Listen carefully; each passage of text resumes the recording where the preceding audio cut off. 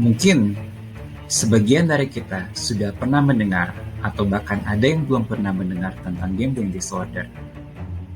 Pertanyaannya adalah, apakah ini suatu gangguan atau sebuah kebiasaan? Saat ini, kita akan melihat secara lebih dekat tentang gambling disorder dan apa yang dapat kita lakukan dengannya. Ketika melihat gambar ini, maka hampir dapat dipastikan bahwa sebagian besar dari kita akan merasa lapar. Akan tetapi, pertanyaannya adalah bagaimana hal ini bisa terjadi? Seorang ahli psikolog yang bernama Ivan Pavlov mendemonstrasikan bagaimana sesuatu hal bisa berasosiasi dengan pikiran dan perasaan kita. Dari gambar tadi, maka makanan merupakan suatu stimulus yang diasosiasikan dengan rasa nikmat, sehingga ketika kita melihatnya, kita akan merasa lapar. Dan ternyata, ada bagian-bagian dari otak kita yang juga teraktivasi ketika fenomena itu terjadi. Adapun salah satu sirkuit dari otak kita yang ikut teraktivasi adalah mesolimbic prefrontal. Ketika kita melihat sesuatu hal yang menarik dan hal tersebut mengingatkan kita akan kenikmatan. Sebagai akibatnya, maka kita akan terus mencari kenikmatan tersebut dan sensasi yang menimbulkan perasaan nikmat tersebut. Lantas, pertanyaannya adalah bagaimana hubungannya dengan gambling disorder dari gambar yang kita lihat tersebut? Berikut ini adalah gambar-gambar yang menarik terkait judi.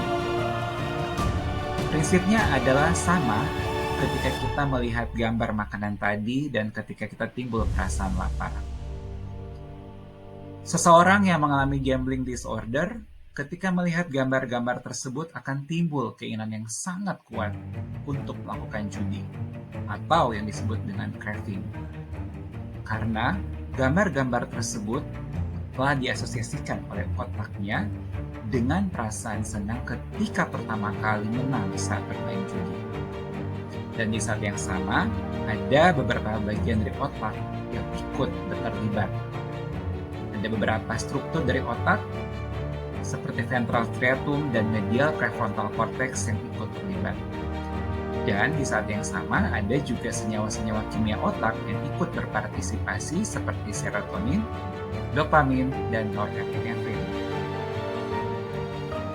Adanya pengaktifan dari bagian-bagian otak tersebut akan membuat seseorang dengan gambling disorder memiliki cara berpikir dan cara pandang yang salah mengenai judi, yang kemudian pikiran tersebut akan membuat seseorang akan terus-menerus mengulang perilaku berjudi. Seseorang dengan gambling disorder akan berpikir bahwa ia akan mendapatkan keuntungan yang lebih atau bahkan sama yang pernah dilakukan setelah bermain judi. Faktanya, probabilitas untuk mengalami keuntungan sangat kecil dan kerugian yang dialami jauh lebih besar dari keuntungan yang dialaminya.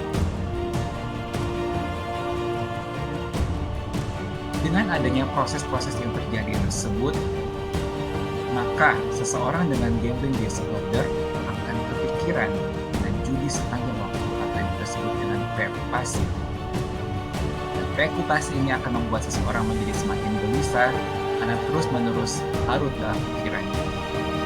Dan di saat yang sama, timbul keinginan untuk mengejar kekalahan, karena itu bagian dari proses pikir yang keliru. Lambat laun, seseorang dengan gambling disorder akan menggunakan jumlah uang yang semakin meningkat untuk mengejar kekalahan tersebut.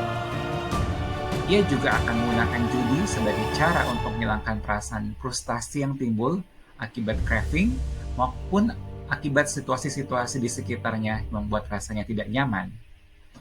Dan pada akhirnya hal-hal tersebut akan memengaruhi hubungan seseorang dengan lingkungan sekitarnya. Dan kondisi-kondisi inilah yang kemudian masuk dalam kriteria diagnosis seseorang yang mengalami gambling disorder. Berbagai studi menunjukkan bahwa gambling disorder tidak hanya berdampak secara finansial. Faktanya, seseorang dengan gambling disorder berisiko untuk menimbulkan perilaku yang berdampak, termasuk perilaku kekerasan yang berdampak pada fungsi keluarga dan diri sendiri. Seseorang dengan gambling disorder juga berisiko untuk mengalami ketergantungan zat dan alkohol yang dapat menimbulkan suatu gangguan psikiatri hingga menimbulkan pikiran-pikiran untuk bunuh diri. Jadi, apa yang bisa kita lakukan pada orang-orang dengan gambling disorder? Dan bagaimana mereka bisa ditolong? Sama seperti proses yang terjadi di dalam otak, maka pendekatan yang dapat dilakukan adalah dengan mengelola pikiran-pikiran yang keliru terkait judi, serta perilaku-perilaku berlebihan yang diakibatkan olehnya. Terapi ini merupakan kombinasi dari terapi perilaku dan kognitif yang disebut dengan cognitive behavioral therapy yang dilakukan oleh tenaga profesional. Selain itu, dengan memanfaatkan motivasi serta komitmen seseorang untuk berhenti dari bermain judi, merupakan suatu modalitas yang sangat kuat untuk membantu seseorang bisa berhenti dari judi. Penguatan akan kemampuan dan potensi diri merupakan modalitas dari terapi ini yang disebut dengan motivational enhancement therapy yang memanfaatkan motivasi secara internal dari orang-orang dengan gambling disorder. Pendekatan lain yang dapat dilakukan adalah dengan metode Gamblers Anonymous, suatu pendekatan yang dilakukan secara berkelompok.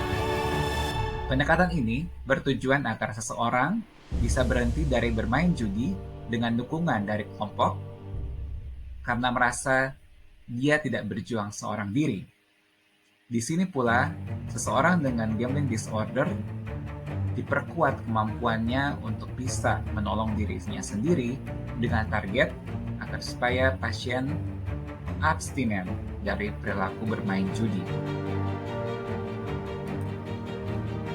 Hal lain yang tidak kalah pentingnya adalah pencegahan kamu dengan membantu seseorang untuk mengidentifikasi situasi-situasi yang dapat menimbulkan keinginan bermain judi serta strategi-strategi apa yang dapat dilakukan.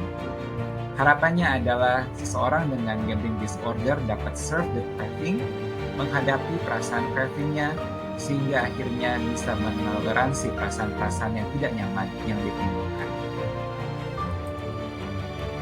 Dan bila diindikasikan oleh psikiater, maka seseorang dengan gambling disorder dapat diberikan obat-obat golongan antidepresan dan penstabil mood untuk mengurangi keinginan dan impulsivitas bermain judi. Dari sini kita melihat bahwa banyak sekali modalitas yang dapat dilakukan untuk membantu seseorang dengan gambling disorder. Bila Anda atau orang terdekat Anda atau rekan Anda yang memiliki gejala-gejala untuk mengalami gambling disorder, maka sarankan mereka mendapatkan pertolongan ke tenaga profesional. Pada akhirnya,